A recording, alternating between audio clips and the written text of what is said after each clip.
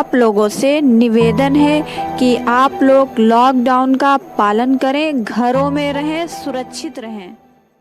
एक आधी अधूरी योजना के साथ लॉकडाउन नई चुनौतियों को देता जन्म। ब्यूरो के चतुर्वेदी, अम्बेडकर नगर। यदि सरकार अब भी सार्वजनिक स्वास्थ्य सेवाओं में निवेश को नजरअंदाज करती है तो इसका संदेश तो यही होगा कि उसे भी कोई परवाह नहीं है।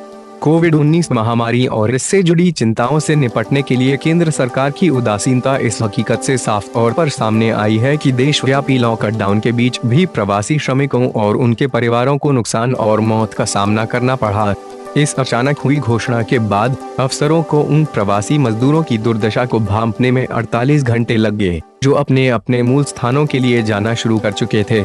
यह इस हकीकत को और पुख्ता करता है कि अपने सभी तरह के बढ़ा चढ़ाकर किए जाने वाले दावों के बीच सरकार स्थिति की गंभीरता से बेखबर रही।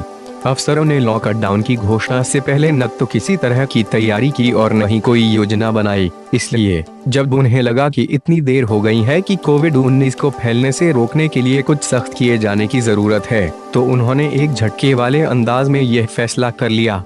इस प्रक्रिया में वे भूल गए कि एक और मानव त्रासदी सामने आने वाली थी, क्योंकि लोग अपनी नौकरी गंवा चुके थे या वे अपने आश्रयों के बाहर कैद थे, जहां सुरक्षा का कोई सहारा नहीं था और उनके पास इस बात के अलावा कोई चारा भी नहीं था कि वे सैकड़ों मील दूर अपने अपने गांवों स्थित घर लौट जाएं। लॉकडाउन क्रूर और सख्त हो जाता है। यह भारतीय राज्य और समाज के बारे में कुछ कड़वी सच्चाइयों को उजागर करता है, जिसकी गहरी जड़ों में दरारें हैं और जिसके भीतर घोर असहमति है और जिसमें दया और सहानुभूति की कमी है। जिले में बाहर के प्रदेशों से मजदूर बसों से अधिक संख्या में आना शुरू हुए हैं। रोजाना गुजरात, मुंबई, राजस्थान सहित अन्य प्रदेशों से लगातार आ रहे लोग चुपके से घर में ही छुप जा रहे हैं।